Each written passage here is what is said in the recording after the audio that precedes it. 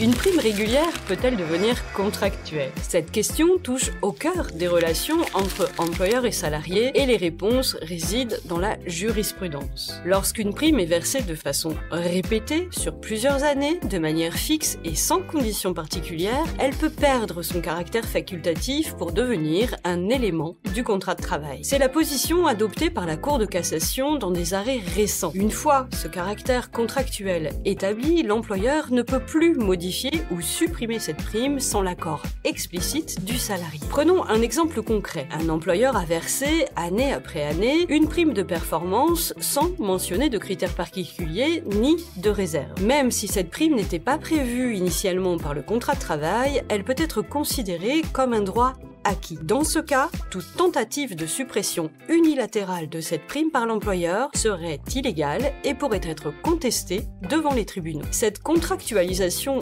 implicite des primes s'applique aussi à des situations où une prime était versée par erreur. Imaginez un logiciel de paie qui attribue une prime non prévue pendant plusieurs années. L'employeur ne pourra pas se prévaloir de cette erreur pour arrêter son versement car le salarié peut légitimement considérer qu'elle fait partie de sa rémunération contractuelle. En revanche, toutes les primes ne deviennent pas automatiquement contractuelles. Celles qui sont liées à des conditions précises, comme une prime d'assiduité ou une gratification soumise à une présence effective, conservent leur caractère variable si ces conditions sont explicitement stipulées et appliquées. Cette distinction entre prime facultative et prime contractuelle a des implications majeures, car elle limite les marges de manœuvre des employeurs. En cas de doute, il est donc essentiel de vérifier l'historique et les modalités d'attribution de la prime pour évaluer les risques et les obligations. Une fois une prime devenue contractuelle, sa suppression ou modification requiert l'accord formel du salarié sous peine de sanctions financières